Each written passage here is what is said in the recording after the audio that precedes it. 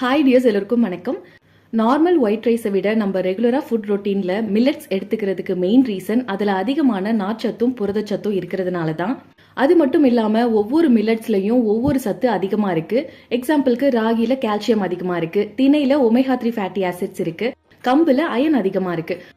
But என்னதான் இவ்வளோ benefits இருந்தாலும் இதில் ஆன்டி நியூட்ரிஷனல் ஃபேக்டர்ஸ் இருக்கிறதுனால நம்ம கரெக்டான மெத்தடில் சமைச்சு எடுத்துக்கலன்னா இந்த நியூட்ரிஷன் ப்ராப்பராக அப்சர்வ் ஆகாமல் எல்லா ஊட்டச்சத்தும் வேஸ்ட்டாக தான் போகும். ஸோ மில்லட்ஸை எப்படி கரெக்டான மெத்தடில் குழந்தைங்களுக்கும் நமக்கும் ஏற்ற மாதிரி குக் பண்ணுறதுன்னு நான் ரெகுலராக ஃபாலோ பண்ணிகிட்ருக்க 4 குக்கிங் மெத்தட்ஸை உங்களோட ஷேர் பண்ண போகிறேன். அண்ட் அது மட்டும் இல்லாமல் இன்னைக்கு ஈவினிங் ஸ்நாக்குக்கு என்னோட 2 year old பேபிக்கும் எங்களுக்கும் ஏற்ற மாதிரி திணை வச்சு ஒரு ஹெல்த்தியான மில்லட் கட்லெட் செய்யலாம்னு பிளான் பண்ணியிருக்கேன். இந்த ஸ்நாக் ரெசிபியை 10 month ப்ளஸ் பேபிஸ்லேருந்து பெரியவங்க கூட எடுத்துக்கலாம். மில்லட்ஸ்லேருந்து இந்த ஆன்டி நியூட்ரிஷனல் ஃபேக்டரை ரிமூவ் பண்ணுறதுக்கு நான் ஃபாலோ பண்ணுற ஃபர்ஸ்ட் மெத்தட் பார்த்தீங்கன்னா, மில்லட்ஸை வாங்கிட்டு வந்த உடனே இந்த மாதிரி மைல்டாக ரோஸ்ட் பண்ணிக்கணும். ரவை எப்படி நம்ம வறுத்து ஸ்டோர் பண்ணி வைக்கிறோமோ அதே மாதிரி இதையும் வறுத்து ஆற வச்சிடலாம். ஒன்ஸ் இது நல்லா ஆறுனதுக்கு அப்புறமா இந்த மாதிரி ஏர்டைட் கண்டெய்னர்ல ஸ்டோர் பண்ணி வச்சுட்டா நமக்கு எப்போ தேவையோ அப்போ யூஸ் பண்ணிக்க ஈஸியா இருக்கும். செகண்ட் மெத்தட், இது நம்ம நார்மல் ரைஸ் மாதிரி 1 hourல ஊற வச்சு செஞ்சா கூட நல்லா வேகும். ஆனாலும் மில்லட்ஸ் பொறுத்த வரைக்கும் அட்லீஸ்ட் 12 to 18 hours ஆச்சும் நல்லா ஊற வச்சு யூஸ் பண்ணணும். இவ்வளோ நேரம் ஊற வைக்க முடியலனா கூட அட்லீஸ்ட் 6 to 8 hours ஆச்சும் ஊற வைக்கிறது பெட்டர். ஏன்னா ரொம்ப நேரம் ஊற வச்சு சமைக்கிறதுனால இதில் இருக்க ஃபைட்டேட்ஸ் 100% அந்த தண்ணியிலேயே போயிடும். அதனால இந்த தண்ணியை ரிமூவ் பண்ணிட்டு வேற தண்ணி ஆட் பண்ணி நம்ம குக் பண்ணால் இதில் இருக்க நியூட்ரிஷன் ஈஸியாக நமக்கு கிடைச்சிடும். ஸோ முடிஞ்ச அளவுக்கு நல்லா 4 to 5 times நல்லா வாஷ் பண்ணிட்டு தண்ணி ஊற்றி நல்லா ஊற வச்சுட்டு குக் பண்ணுங்க. நான் மோஸ்ட்லி நெக்ஸ்ட் டே லஞ்சுக்கு சாதம் செய்யறேன்னா முன்னாடி நாளே நல்லா வாஷ் பண்ணிட்டு ஓவர் நைட் சோக் பண்ணி வச்சிடுவேன். இந்த மாதிரி ஈவினிங் ஸ்நாக்ஸ் செஞ்சா மார்னிங் போல நல்லா வாஷ் பண்ணிட்டு ஊற வச்சிடுவேன். அப்பதான் ஈவினிங் குக் பண்றதுக்கு ஈஸியா இருக்கும்.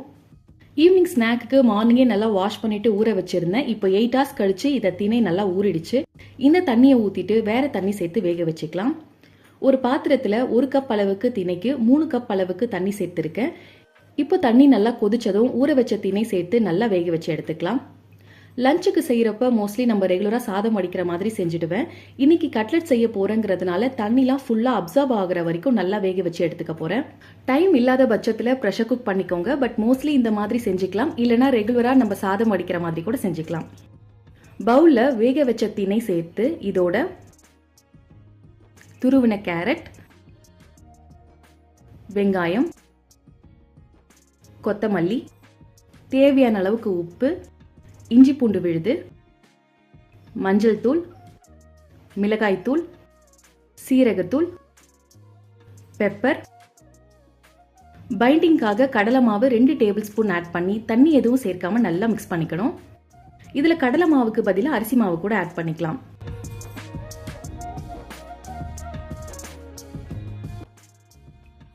கையில் கொஞ்சமாக ஆயில் இல்லைனா தண்ணி தொட்டு கட்லெட் ஷேப்பில் செஞ்சு தோசைக்கல் நல்லா காஞ்சதும் ஆயில் இல்லைனா கீ விட்டு எல்லா சைடும் நல்லா கோல்டன் ப்ரௌன் கலர் ஆகிற வரைக்கும் ஷாலோ ஃப்ரை பண்ணி எடுத்துட்டா அவ்வளோதான் ஹெல்த்தியான திணை கட்லெட் ரெடி. இதில் திணைக்கு பதிலாக எந்த மில்லட்ஸ் வேணாலும் நம்ம ஆட் பண்ணிக்கலாம். குக்கிங் மெத்தட்ஸ் எல்லாமே சேம் தான்.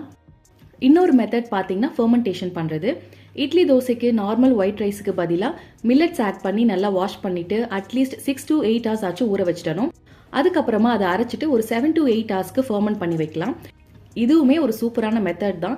ஏன்னா இதில் நல்ல பாக்டீரியா க்ரோ ஆகுறதுனால ஆன்டி நியூட்ரிஷனல் ஃபேக்டர் ஆல்மோஸ்ட் கம்மியாகி நமக்கான நியூட்ரியன்ட் அப்சார்ப்ஷன் அதிகமாக இருக்கும்.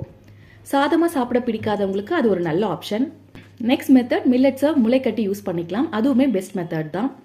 டிப்க்கு 1/2 கப் தயிரில் துருவின கேரட் சேர்த்து இதோட ஸ்பைசஸ்க்கு கொஞ்சமாக சீரகத்தூள், பெப்பர்,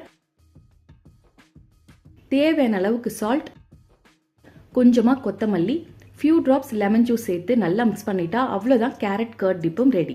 எங்கர் பேபிஸ்க்கு கொடுக்குறப்ப ஸ்பைசஸ் கொஞ்சம் கம்மி பண்ணிக்கலாம். இல்லைனா பிளெயின் கர்டோட கூட கொடுக்கலாம். மில்லட்ஸ் என்னோட பேபிக்கு சாலிட் ஸ்டார்ட் பண்ண டைம்லேயே கொடுக்க ஸ்டார்ட் பண்ணிட்டேன். இப்போ வரைக்கும் வீக்லி மீல் பிளான் பண்ணுறப்ப வாரத்துக்கு 4 to 5 days ஏதாவது ஒரு வேளை மில்லட்ஸ் இருக்க மாதிரி தான் பிளான் பண்ணுவேன். அதுவுமே இன்னைக்கு திணையில் ரெசிபி செஞ்சால் நாளைக்கு ராகியில் ஏதாவது ரெசிபி இருக்கும், இன்னொரு நாள் கம்புல ஏதாவது செஞ்சுடுவேன். ஸோ மோஸ்ட்லி ஒரே நாளில் 2-3 மில்லட்ஸ் இருக்க மாதிரி பிளான் பண்ண மாட்டேன். ஏன்னா டைஜஷன் ப்ராப்ளம் வருங்கிறதுனால. ஸோ முடிஞ்ச அளவுக்கு நீங்களும் டெய்லி ஏதாவது ஒரு மில்லட் ஒரு வேளை எடுத்துக்கிற மாதிரி பிளான் பண்ணிக்கோங்க. நிறைய பேருக்கு லஞ்சில் சாதம் மாதிரி எடுத்துக்க பிடிக்காது. அதுக்கு பதிலாக இந்த மாதிரி கட்லெட் செஞ்சு எடுத்துக்கலாம். ரொம்ப ரொம்ப ஹெல்த்தி அண்ட் டேஸ்டியாகவும் இருக்கும். அண்ட் முக்கியமாக பேபிஸோட ஹெல்த்தி க்ரோத் அண்ட் டெவலப்மெண்ட்க்கு ரொம்ப நல்லது. பெரியவங்க வெயிட் லாஸ்க்கு ட்ரை பண்ணுறீங்கன்னா கண்டிப்பாக மில்லட்ஸ் உங்களோட ஃபுட் ரொட்டீனில் இன்க்ளூட் பண்ணிக்கோங்க. ஏன்னா குவான்டிட்டி கொஞ்சமாக எடுத்துக்கிட்டா கூட ஃபுல்ஃபில்லிங்காக இருக்கும். That's it. இந்த வீடியோ இதோட முடியுது. தேங்க்ஸ் ஃபார் வாட்சிங். Bye bye.